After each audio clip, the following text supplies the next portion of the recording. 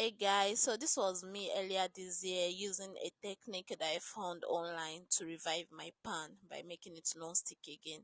I started by rubbing the pan with salt, using tissue paper so that it was gentle. Then the second step was to rinse it out with warm water. I basically had no issue with the first two steps. It was the third step that had me choking because my room is small. I live in a student room, so my room is small, and I had to even leave the room at a point. You get.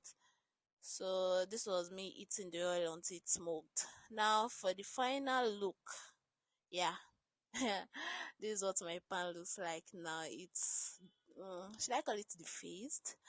But the good news is that I can finally fry eggs without them burning. So thank you.